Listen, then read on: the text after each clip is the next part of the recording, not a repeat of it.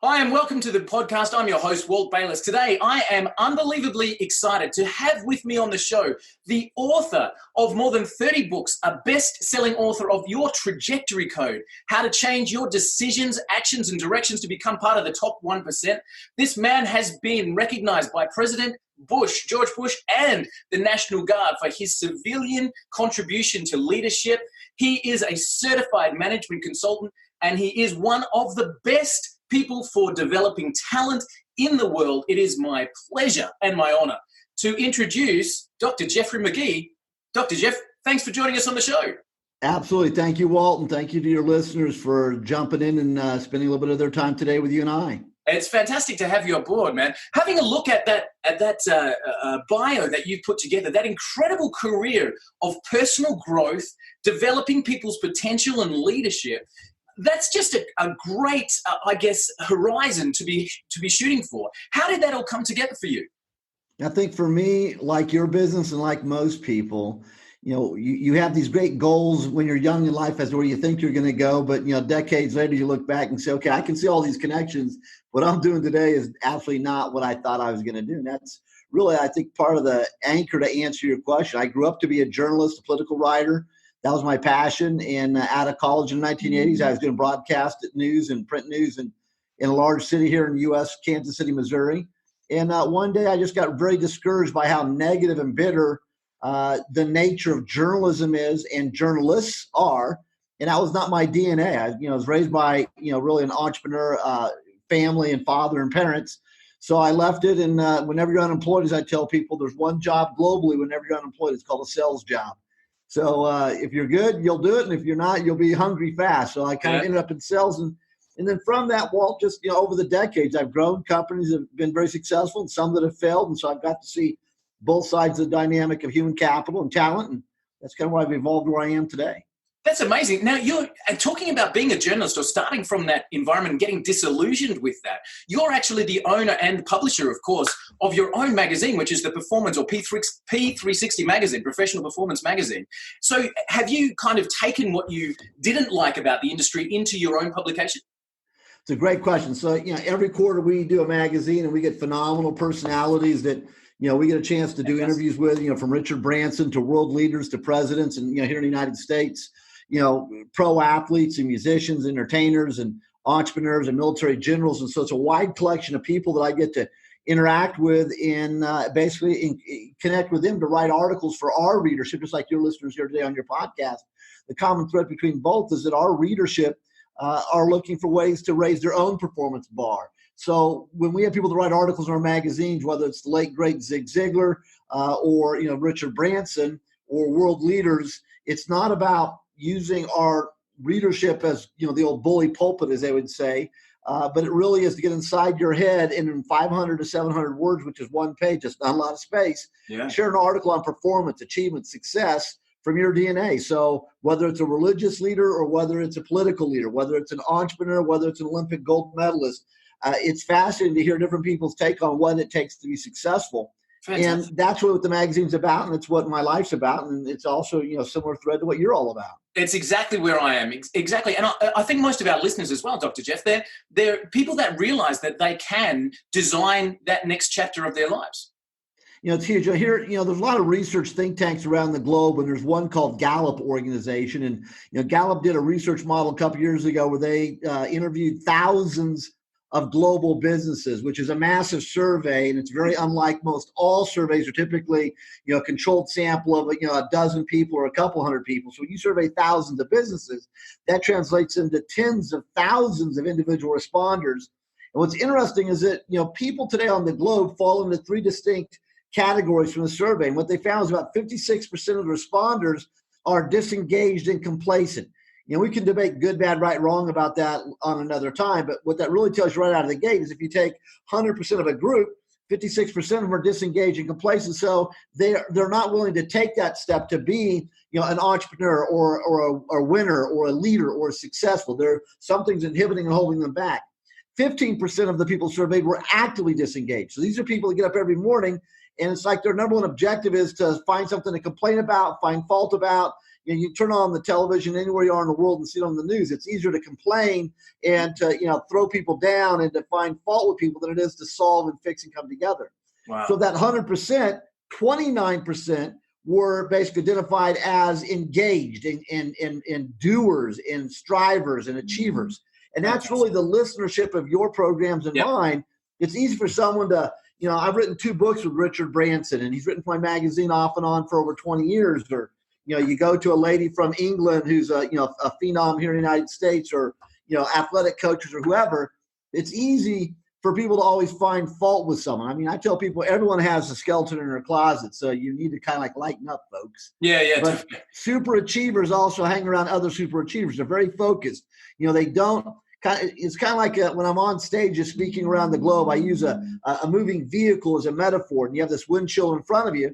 And successful people, it's like they reach up and they grab that rearview mirror that's on the windshield, and they've ripped it away and thrown it away, so that all they see in front of them is future and potential and opportunities. There is that kind of rearview mirror off to the side, so you can occasionally look and review and benchmark and et cetera. But successful people fixate on the windshield of life, all the future.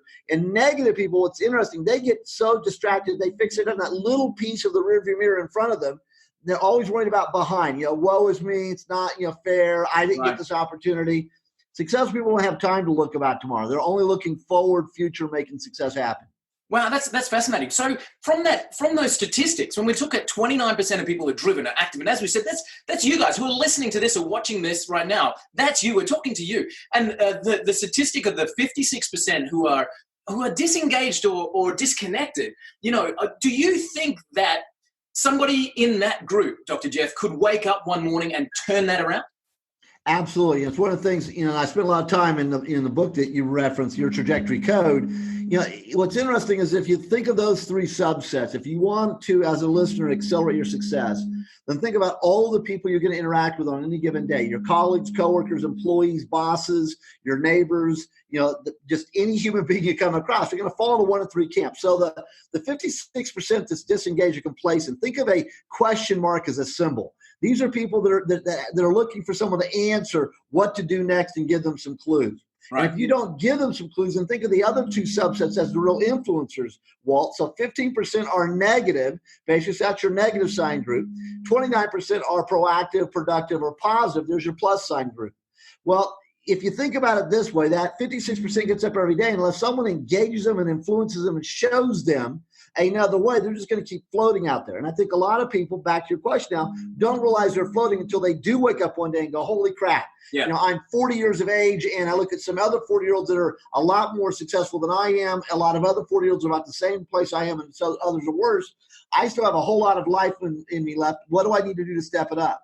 Or if I'm 30, or if I'm 20, or back it on down. So again, part of your trajectory code is, if you take your fingers and just kind of make a letter V for victory, down here where the 2 letters where the letter would start, I call that point A. And one of the trajectories that goes up to the left, we'll call that point B.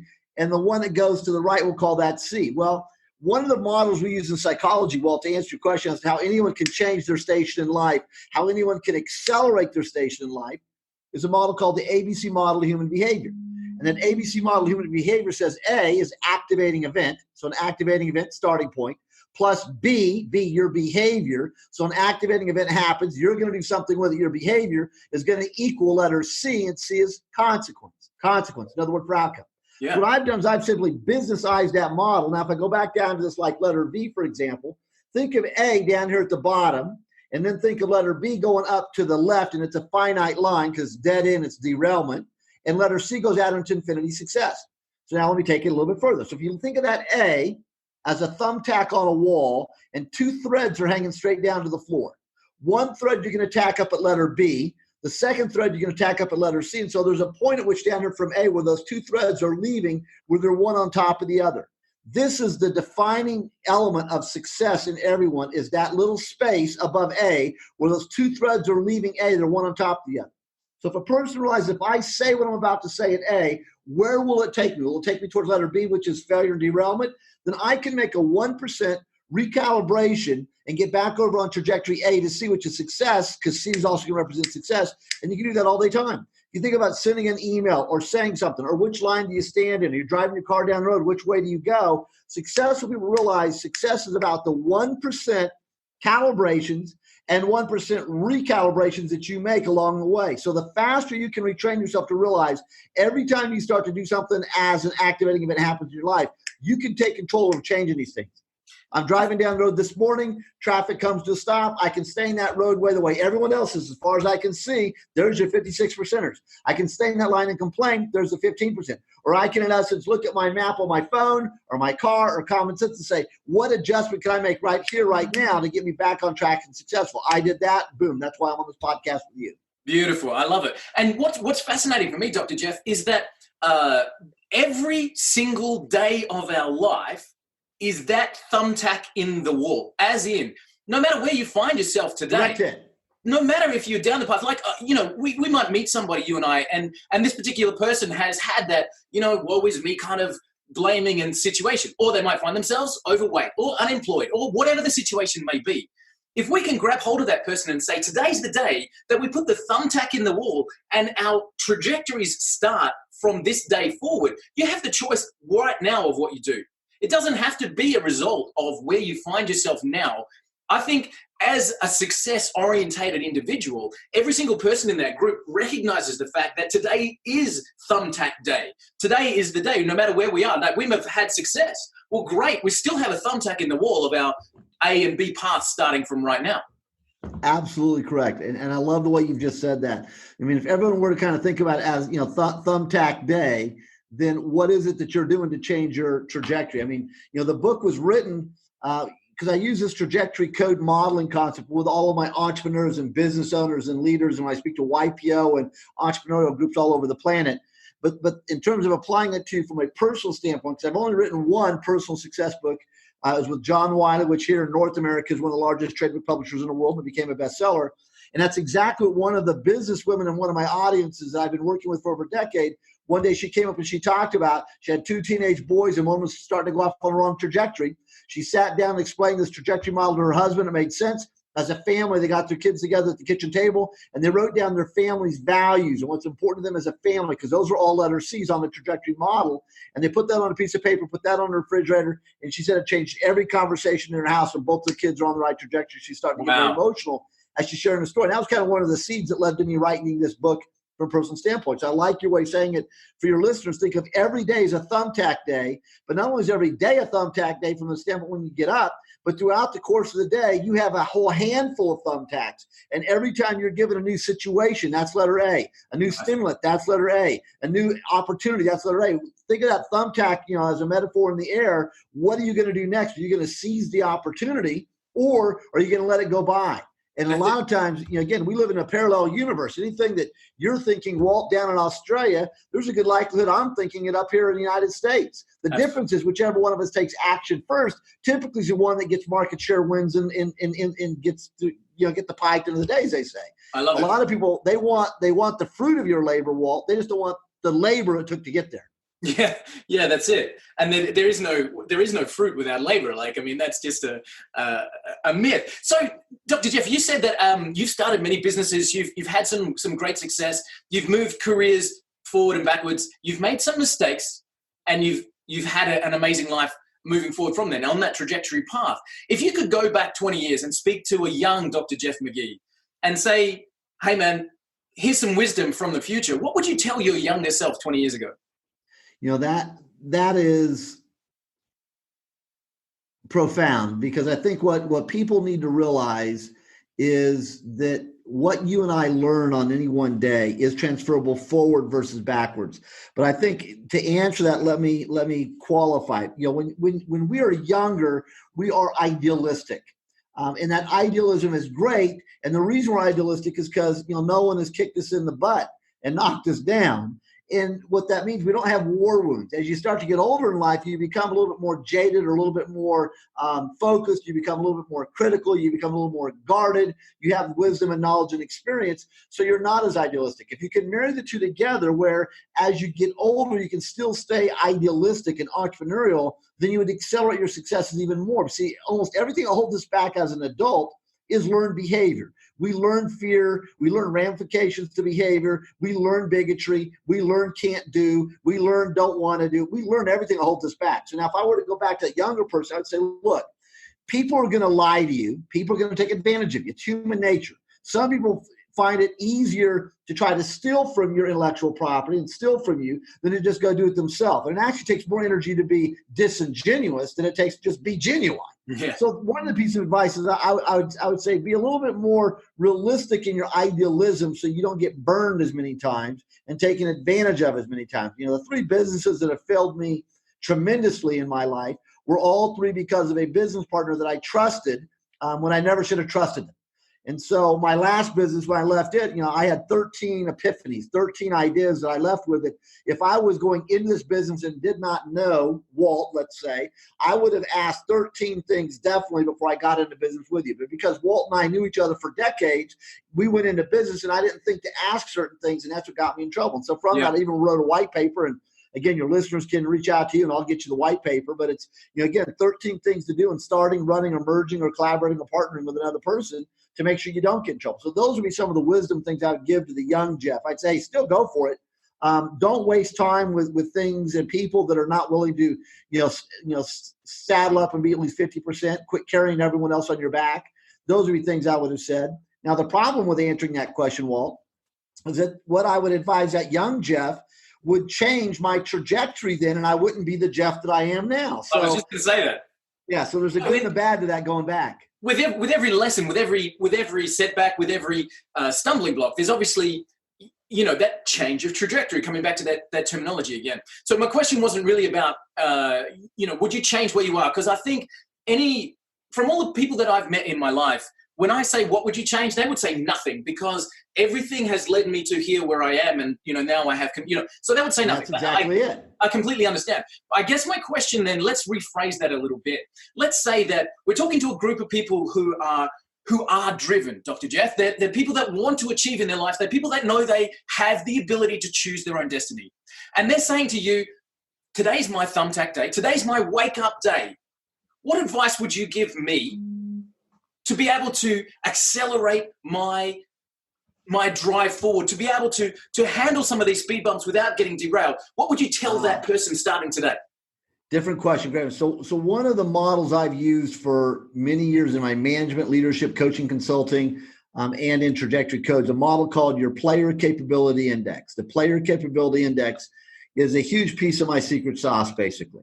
And what it is I've looked at you, Walt, me, Jeff, anyone out there from a human operational DNA standpoint, not a medical standpoint, but operationally, what is it that's led Walt to be who he is? I've created this formula, and each of the letters in the formula represents a piece of who you are, who I am, who anyone is as a human being. And once you understand that letter and a category represents, then the depth under it is what drives you or gives you the ability to drive wherever you're going to go. And therefore, the more you can put under each of those letters is going to make you more powerful where you're trying to strive to be. So what I would do then in answering the second question you posed is I'd go back to that young Jeff McGee, and I would have given him the formula. And I'd say, here's the formula of life. And once you understand this is the formula, non-negotiable, the more you can grow each of these letters, the greater your ROI is going to be on anything you try to endeavor in life. Yeah. And the less you have in each of these elements is going to make it harder for you to generate the ROIs you want. You may get a couple of them, but you will not get quantity of them. So I would go back and say, look, no successful person is consistently, repeatably successful because of luck. You might be lucky once, and luck, again, everyone has a formula, so I'm not going to go down that silly ass tirade. But if you want to be successful guaranteed every day, it's a formula, and that's what I talked about. I mean, you've got to get the knowledge. Benjamin Franklin had a classic line: the person who empties their wallet into their purse into their head will never be bankrupt. You can lose your shirt, your house, your clothes, your driving vehicles, etc. But if you've got mental DNA, you can always bounce back. And so, what are you always growing and doing and achieving and striving? And again, if you write your resume and from one year to the next, there's nothing new you're adding to your resume, then you're not growing. You're just sustaining or dying. Absolutely. So those would be some things I would share. I love it. And I think, so let me bounce something that I heard yesterday that I thought was really brilliant. I was going through a training course myself. And one of the concepts that this person came up with was, he said, now, when you get started, you are going to fail. It's going to cost you a lot of money. You're going to have all of these things happen to you. And he said, I want to tell you that up front. And then he said, now I need to tell you that you need to have those things in order to get to phase 2. Do you know what I mean? So if we're giving that formula for life, we can take somebody and say, okay, here's what's going to happen. People are going to lie, cheat, steal, whatever. You're going to have disappointments in your life. You're going to have heartbreak in your life. And that is part of what you need as, let's call it, the fertilizer for your real growth towards a successful and an amazing life. So instead of being afraid and running from those situations, to be able to take that and say, great, thank you, appreciate it, bring it on, need that fertilizer for me to graduate to that next level. How do you feel about that kind of thing? It's absolutely powerful what you said. And for your listeners, let me dissect what Walt just shared in case he went too fast. Your first opening line was, I spent time yesterday in a training program. That right there is an example of walking the talk and talking the walk. You're doing it. People are successful. It's a pro athlete, whether it's an entertainer, whether it's a business, woman, businessman, are always studying their craft. They're always looking for, what do I not know that I can add to the mix? Because you never know everything. And when you stop being a student, you're telling yourself that I now am the ultimate knowledge point on that issue on the planet. Well, good luck, because someone's going to come by and put you out of business pretty damn quick. Yeah. So, one, that's my first response. Two, I think you need those war wounds to be successful, because that's what gives you, street credibility. It's what gives you the insight to grow, so you'll know, wait a minute, this sounds familiar. My brain and my gut intuition is telling me, because I've been there before, don't do this again. So you need all of that to be who you are. But continuously growing is what every successful person does. I mean, a lot of our listeners, a lot of my readers, if you're always growing because it's mandated by your profession, if you're a doctor, you're an engineer, you're a lawyer, you're an accountant, most of those are professions where every year you have to play student to keep your license to be able to participate. And that's fine. So one way to find out if someone is truly a student and wanting to be the best version of them they can be is that, let's say you're a lawyer and you need 40 ongoing credit hours every year to keep your legal license, or you're a CPA and you need 40 hours and all you got last year were 40 hours, then what you're telling me is that you are a minimal player. You're looking for what's the least you have to do to get by, versus if you're that lawyer CPA and you got 60 or 70 or 100 hours, just like you were going to that class, probably not to maintain a certification. Yeah, that's right. It's an easy measure, isn't it? And to be the minimum, okay, cool, that's their 56%, right? That's your disengaged, disenchanted. Right. That's your person that says, you know what? I don't need to do even 41 hours. I can skate by on my 40. That's cool. That's absolutely cool. No problems at all. You definitely can. But let's talk about achievement. Because if you want to skate by and that's your happiness level, sweet, no worries at all. But there are 29% of people, and I'm betting that's the people that are listening to this and watching this, Dr. Jeff. There are 29% of people that says 40 hours, you've got to be joking me. I'll take that and quadruple it. I'll take it and 10x it because I'm investing. That's exactly right. I love Jim Rohn, where he talks about the very best thing you can do for yourself. And if we take entrepreneurs, let's say the very best thing you can do for your business. Let's take a salesperson. The very best thing you can do for your sales skills. Let's take a husband and a father. The best thing you can do for your kids, your relationship. Let's take a single mother. The best thing you can do for your family is invest in yourself. Making sure if you are a mother staying at home with the kids, if you're a business person, an entrepreneur, as you said, Dr. Jeff, if you have the ability to reach to your bookshelf, and I'm gesturing to mine over there, which is full. If you have the ability to reach to your bookshelf or reach to a podcast or YouTube video or any of the available publications, the magazines, if you have the ability to reach for that material, you're doing the very best thing that you possibly can for your scenario. Absolutely.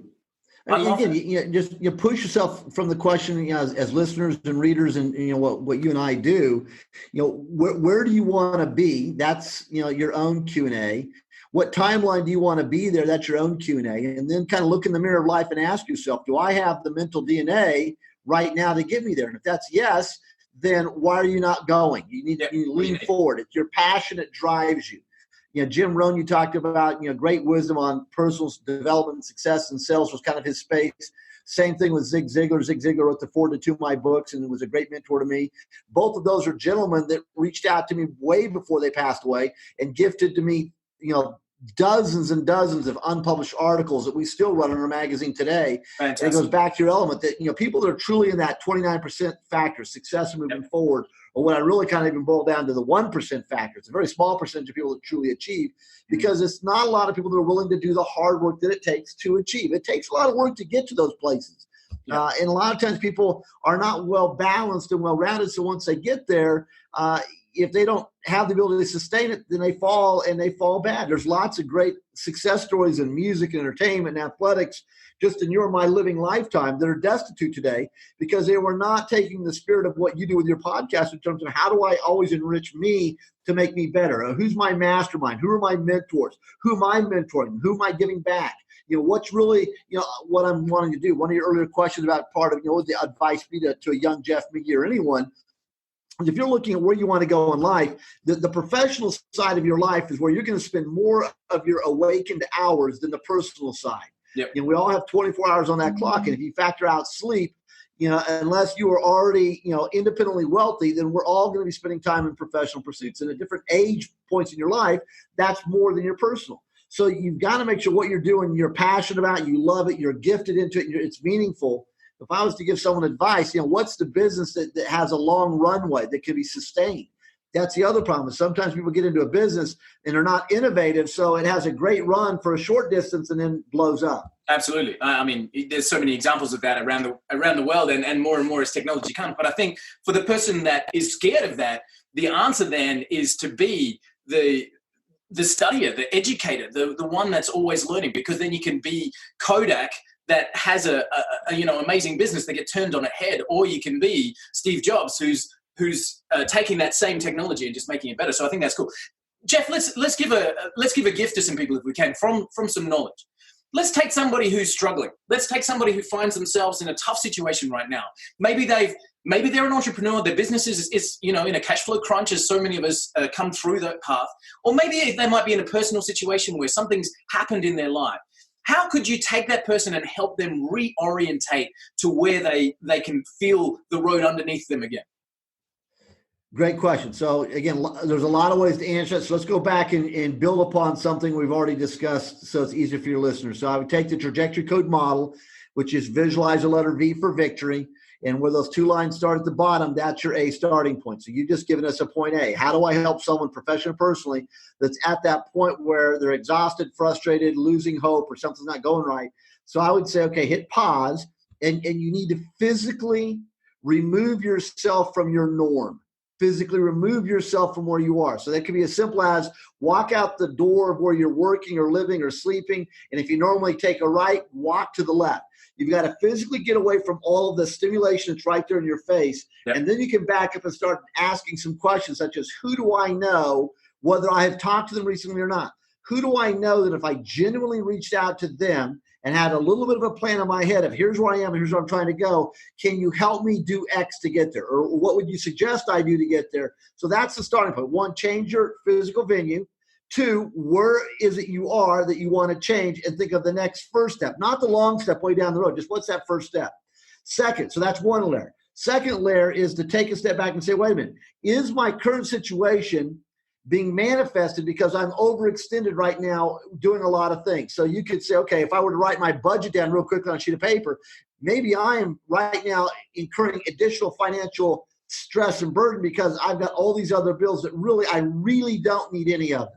Again, do I need to have, a television that's hooked up to a cable system and there's 5 different financial packages and I'm paying for the highest one? Boom, cut that baby down. Your phone, can you go back in and renegotiate your cell phone package? I did that the other day and dropped my bill by $45 a month. They never would have suggested it if I didn't ask them. No, so again, that's 2 things that could have been dropped down. Again, food, make one bigger meal and then break it down so that your next 2 meals are out of it. So that, you normally buy things. You don't need to buy another pair of shoes. If the shoes you're wearing are in good shape, you don't need 37 pairs of shoes in your closet. So the second thing I would say is just look at your financial side, because that's one of the top 2 things that stresses everyone on the planet is finances. So get control of those could also help greatly. And the other thing, so I would say finances and relationships. That's number 2. Yeah, there it is. And can the same model apply, as in what are the areas that are causing me stress in my relationships, and what are the end results that I'm looking for? Is that kind of mapping process applicable to any area that's causing you? Absolutely. And sometimes the reality is you are in a place that you need to hit stop, pause, eliminate, and start over. Some people need to do that, and there's lots of stories of those in the success annals as well. But again, if you can't physically get out of where you are, you can physically pause and go for a walk. You can't physically go to the park. You can physically walk the other direction for 20, 30 minutes and clear your head. I like to run. I like to hike. I know people that like to get on their motorcycles and ride. Part of that is almost therapeutic because it gives you a chance to kind of exercise in your head all those internal dialogues based upon all that knowledge you have. And again, the old computer statement, garbage in, garbage out. Well, if you've got great quality in, thus the concept of a mastermind, you got great concepts in your head, then it gives you a chance to start noodling those and talking about them. And a lot of times you'll find the solution to your dilemma is right in front of you, but you couldn't see it because you needed to change your vision. So change the physical, because that's the easiest thing to change. And that can be as simple as turning your chair around at your desk. Face the other way for 10 minutes and just, give yourself a bit of a change. So how do you keep yourself on track, Dr. Jeff? What's your process daily, weekly, however you do it to align, to make sure you're heading in the right direction these days?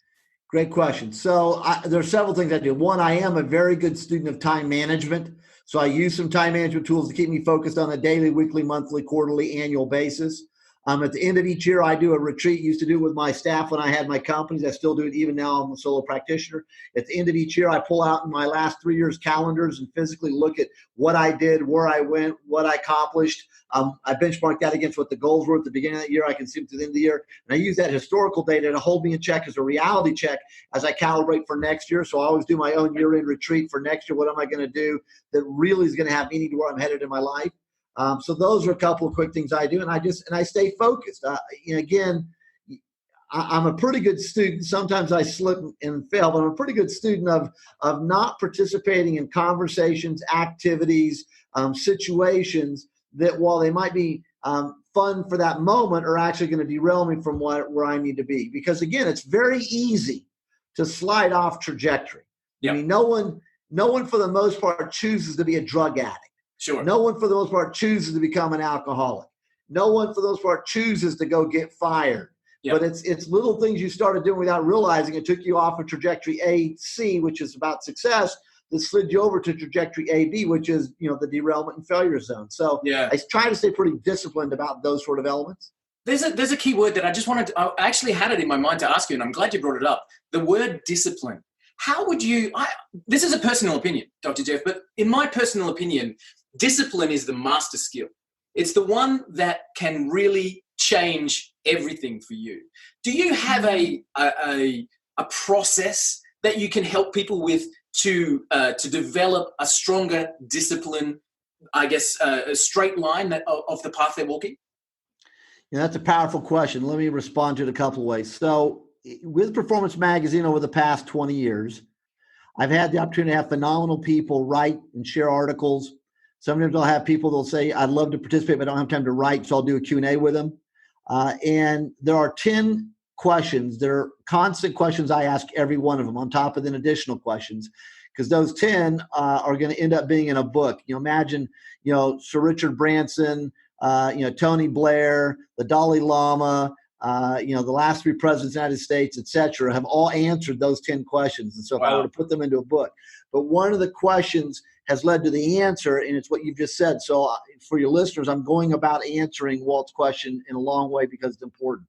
The number one word that everyone has shared for 20 some years of what it takes to be successful is the word discipline. The number 2 word every one of them have used for 20 years is passion. You have to have passion for what you do, and you've got to be disciplined. All the other words are going to be tertiary words on the list. So discipline starts with passion, meaning if you're passionate about what you want to really achieve, if you're passionate about what you really want to do, it's amazing how you get off your butt and you'll have the discipline to do things. So Walt, let's you and I role play for your listeners. Are you a parent? Yes, I am. You have one or more than one child? I have 2 daughters. And without getting too specific, how old is the youngest? The youngest is 8. Perfect. So, if you have an 8-year-old daughter that needs to be doing something that obviously a parent needs to help her with, or you have an 8-year-old daughter that's somewhat sick and you're laying down to take a nap. So if I turn it into a question, does Walt continue to take his nap and say, I'll be with you girls a little bit later? Or do you get off your butt and go help them? No, it's an easy one for a parent. You get off your butt, you go and help them, you do whatever. So you have discipline as a parent because that which you have discipline on, you are passionate about your daughters, is what I just role played. Yeah. So the first thing people have to understand is, now let's take the parent thing out of it, because you said it's obvious, it's easy. Yeah. Well, again, some parents know it's not. There's some parents that are pathetically worthless and never should have been a parent because they're not passionate about their family or kids or their own self-brand. So that's why they don't have the discipline to, take a bath, clean your yard up. That takes no work. Make sure your kids are dressed. They don't vandalize other property. They don't graffiti other property. They help out the older person across the street. They stand up when a young person is being bullied by a big person. So you have the discipline to do that when you're passionate about doing the right things. So the first thing I would share with all your listeners from a business standpoint was I just answered by not answering what you thought I was going to say. Yeah. It starts with passion. So then, yes, when you're disciplined, then once you're passionate about something, the discipline will kick in and say, is there a software program I need to use? Or are there certain behavioral habits? Or do I need to set my alarm clock at certain times? Or do I need to make sure I go to bed by a certain time? Or do I need to eat or drink certain things? See, the disciplines will all kick in when you truly are passionate about what that is you want to achieve. When you care enough about the end result, then the direction becomes an absolute. In other words, when you, let's take it from a business point of view. If you're finding yourself lax, if you're finding yourself a bit complacent, you're a sales environment, whatever environment you find yourself in, if you're finding yourself not really caring, then you need to change the reason that you're there. In other words, you don't have to sell your company, you don't have to shut down, but go back and re-examine the reasons why you started that in the first place. Because just by that exercise, if you can drill down, I started it because of this, I really can see my life in that particular position. If you can visualize that end result, then the discipline kicks in, as you said, Dr. Jeff, because then what do I have to do? I have to read a book, done. I have to get up earlier, done. I have to go to the gym, done. I have to be there for my kids, done. Whatever it is that you have to do when you care enough about the end result, then you will get it done. I love it. So those are the easy answers. So again, depending upon, which, person I'm coaching, you and I would drill in and give specific words and answers and models and behaviors and maps to, how do you create the discipline so the discipline becomes a habit. Once it becomes a habit, then you can create systems to reinforce that. And then again, it becomes second nature. I had a chance to interview and visit with a young person here in the United States recently that's 24 years old, Olympic gold medalist. And when he was 14 years of age, he had put his map in play that I'm going to win that gold. I'm going to be the first person in the United States of America to win the gold in that sport. So it was the discipline to get up early and do certain things and to work out when everyone else is going out to play and to, go to the gym and do the exercises when you're not just doing your sport itself, and having the discipline to eat and drink the right things. And if I cheat, how much can I cheat? And then how do I compensate for that cheat if I eat that? But that's all discipline. And a lot of people are not willing to do that because the goal that they have in their head, if I use Olympic metaphor, people start to ratchet down. You know what? I don't really want to do all the work it takes to get the gold. So what's it take just to get the silver? Right. And then some people go, that takes too much work. What's it take to get the bronze? And you know what's funny? Planet, one of my first mentors is now people get the same, they don't even get the gold, silver, or bronze, and we still give them stuff. It's like, no, you're a loser. Shut up, sit down. That's right, exactly. And what's funny is one of my first mentors in sales actually said to me, the first person that lowers their price in a negotiation loses. If you're willing to negotiate down, well, I'm not really willing to get up at 5 in the morning to go to the gym. As soon as you're not willing to, if you're negotiating on the success, you're automatically going to have to settle for second and third, or no medal at all. You're just going to have to take a place. Absolutely correct. Absolutely. Dr. Jeff, I'm so thankful for your time, and I want to be respectful of that. Guys, if you're listening to this, Dr. Jeff McGee, you can find him at jeffreymcgee.com. You can actually grab a copy of his best-selling book, which is called Your Trajectory Code. Do the author a favor, buy it direct from his site. So it's jeffreymcgee.com. Jeff, you have worked with incredible companies. You've worked with Pfizer, you've worked with the National Guard, you've worked with the Discovery Channel. If you had the opportunity now to look at your business and design the next 10 years, which of course we do, how will we see your business moving forward? What are the goals that you're setting for yourself? Let's have some inspiration and see where you're headed towards the horizon.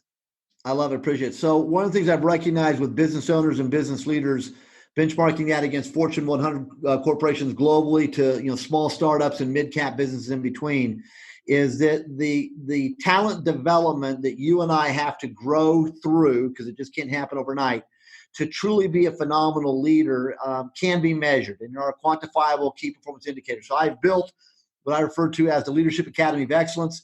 It's a 12-module, 12-month program where I go in and work with an organization in a leadership team for a day and a half every month. We present some leadership skills, apply it immediately to their sphere of influence. They go out and use it for a month. We come back, debrief it, give them the next module, we grow them. It truly is a graduate level program on steroids, because we actually use my graduate level textbooks in the program and have had phenomenal success. So where Jeff McGee's going in the future is taking that program more to the marketplace. I'm partnering with associations that are rolling out and making it available to their members. I have chosen not necessarily to create another big training company like the one I sold. So I'm now managing more of that, where I'm personally working with those clients globally. I just came back from Europe, where I was working with some people in Berlin. So again, maybe I need to get down to Australia and spend some time with you guys as well. But so that's one. And I grew up in sales. So sales and leadership is where I live, because I'm a practitioner of the two. So I've written books and audios and DVDs and have online learning platforms for those. So I think sales and leadership, where I am now, is the same place you'll expect to see Jeff McGee in the future. But just getting more serious with it and starting to say no to lots of businesses that want to do training and development from a compliance standpoint so they can put a check mark on a sheet that they did it. I'm not interested in those organizations, which, sad to say, that's actually a lot of businesses. Yeah. So I've become actually really clear on my avatar. My core business prospect looks like certain variables. And so I'm really tight with what I'm focused on doing into the future. So thanks for asking. I love it. And so listeners, people who are watching, my friends, subscribers, let's do Dr. Jeff a favor and help him along that journey. There's some training courses on his site. There's some programs that are applicable to you no matter where you find yourself. He's an expert in leadership. He's an expert in development. You can head to jeffreymcgee.com and you can start to engage. You can follow Dr. Jeff at Dr. Jeff Speaks on Twitter. You can actually help Dr. Jeff achieve his goals and in the same way align your life. Boys and girls, ladies and gentlemen, today is Thumbtack Day. You are able to put a thumbtack in the wall, have your two threads moving forward, choosing A, choosing B, and the path dependent upon your choices starts from today. Dr. Jeff McGee, thank you so much for your time, for your inspiration, for your insight. I have absolutely loved it, and I so can't wait to get you back on the show and talk further about this. It's a personal passion of mine, and I'm just really grateful for your time, man. Thank you so much. Thank you very much, and thank you to all your listeners. And again, stay focused and stay a massive follower to Walt. He needs you as well. And thank you. Very gracious opportunity today. Awesome. Thanks, Dr. Jeff. See you soon.